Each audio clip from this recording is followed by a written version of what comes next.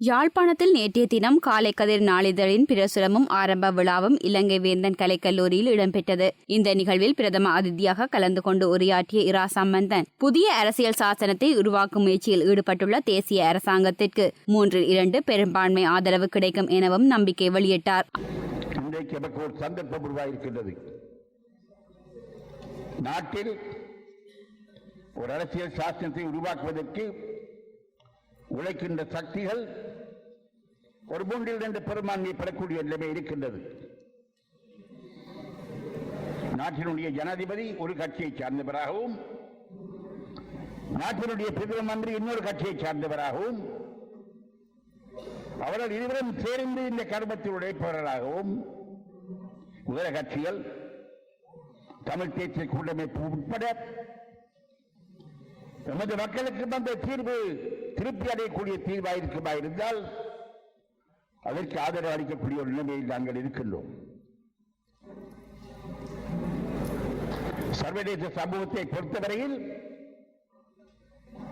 உங்கள் எல்லோருக்கும் தெரியும், ஐக்கிய நாடு சபையுடைய மனித உரிமை பேரவையில் 2012ஆம் ஆண்டு, 2013ஆம் ஆண்டு, 2014ஆம் ஆண்டு, 2015ஆம் ஆண்டு, 2016ஆம் ஆண்டு தீர்மானங்கள் நிறைவேற்றப்பட்டிருக்கின்றன. அந்த தீர்மானங்கள் அமல்படுத்தப்பட வேண்டும், உண்மை அறியப்பட வேண்டும், உண்மையின் அடிப்படையில் நீதி வழங்கப்பட வேண்டும், பாதிக்கப்பட்ட மக்களுக்கு பரிகாரம் வழங்கப்பட வேண்டும். இவ்விதமான சம்பவங்கள் மீள இடம்பெறக்கூடாது.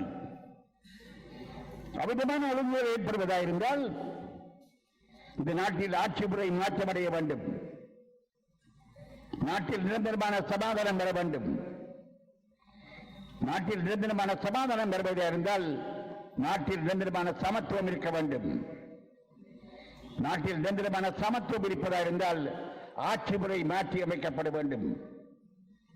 எல்லா மக்களுடைய உரிமையும் மதிக்கப்பட வேண்டும்.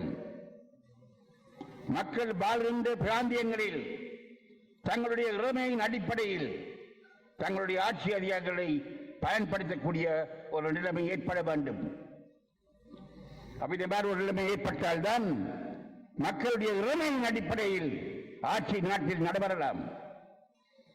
அதை பெறுவதற்காகத்தான் நாங்கள் உழைக்கின்றோம். மக்கள் ஏற்றுக்கொள்ள முடியாத எந்த ஒரு தீர்வையும் நாங்கள் எவரும் ஏற்றுக்கொள்ளப் போவதில்லை. அது ஒரு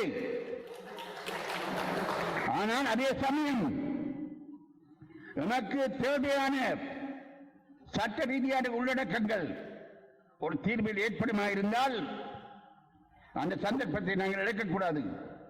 ஏனென்றால் அதிகாரம் எங்கள் கையில் வர வேண்டியது அத்தியாவசியம். விசேஷமாக நிர்வாக அதிகாரம், எக்ஸிகியூட்டிவ் பவர், சகல விடயங்கள் சம்பந்தமாகவும் அந்த அதிகாரம் எங்கள் கையில் வர வேண்டியது அத்தியாவசியம். அதனால் இந்த சந்தர்ப்பத்தை நாங்கள் இழக்காமல் நாங்கள் எல்லோரும் ஒருமித்து ஒற்றுமையாக இந்த கர்மத்தில் செயல்பட வேண்டும். ஒரு அரசியல் சாஸ்திரத்தின் தேவை தமிழ் மக்களுக்காக மாத்திரமல்ல, இன்றைய நிலையில் ஒரு அரசியல் சாசனம் இந்த நாட்டில் வாழ்கின்ற சகல மக்களுக்கும் ஒரு முக்கியமான தேவை. இந்த நாட்டுக்கு ஒரு முக்கியமான தேவை. இந்த நாடு தற்பொழுது சுமக்குகின்ற கடன் சுமையிலிருந்து தன்னை மீட்டுக் கொள்வதாயிருந்தால், பொருளாதார அபிவிருத்தி ஏற்படுவதாயிருந்தால், வெளிநாட்டு முதலீடுகள் இந்த நாட்டுக்கு பெரிய அளவில் வருவதாயிருந்தால், இந்த நாட்டினுடைய பொருளாதாரத்தை கட்டி எழுப்புவதாயிருந்தால் ஒரு அரசியல் தீர்வு அத்தியாவசியம். அந்த அத்திவாரம் இல்லாமல் எதையும் கட்டி எழுப்ப முடியாது. அதேவேளை தமிழ் தேசிய கூட்டமைப்பு ஒருமித்து சேவையாற்ற வேண்டியது காலத்தின் அவசியம் எனவும் தமிழ் தேசிய கூட்டமைப்பின் தலைவர் வலியுறுத்தினார். யுத்தம் முடிந்த பிறகு தேர்தல் நடைபெற்ற பொழுது நாங்கள் பல கட்சிகளாக பிரிந்திருக்க முடியாது என்ற காரணத்தின் நிமித்தம் எல்லா கட்சிகளும் கூடி பேசி தமிழ் தேசிய கூட்டமைப்பு உருவாக்கப்பட்டது. தமிழ் தேசிய கூட்டமைப்பு தொடர்ந்து இயங்கி வந்திருக்கின்றது. தமிழ் தேசிய கூட்டமைப்பு தொடர்ந்து இயங்கும். அந்த ஒற்றுமை எங்களுக்கு ஒரு அத்தியாவசியமான தேவை. இன்று தமிழ் தேசிய கூட்டமைப்பு இந்த நாட்டிலும் சர்வதேச ரீதியாகவும் தமிழ் மக்களுடைய உண்மையான விசுவாசமான பிரதிநிதிகள் என்ற அங்கீகாரத்தை பெற்றிருக்கின்றது. அந்த நிலைமை தொடர வேணும். அது ஒரு அத்தியாவசியமான தேவை. அதனால் தமிழ் தேசிய கூட்டமைப்பை பிளவுபடுத்த நாங்கள் ஒருதலும் எவரும் எத்தரிக்கக்கூடாது. அது தொடர்ந்து ஒற்றுமையாக செயல்பட வேண்டும். சில பல குறைகள் இருக்கலாம். பல்வேறு கட்சிகள் சேர்ந்து ஒருமித்து செயல்படுகின்ற பொழுது பல்வேறு குற்றங்கள் குறைகள் இருக்கலாம். ஒவ்வொரு கட்சியினுடைய கருத்திலையும் நாங்கள் மதிக்கத்தான் வேணும்.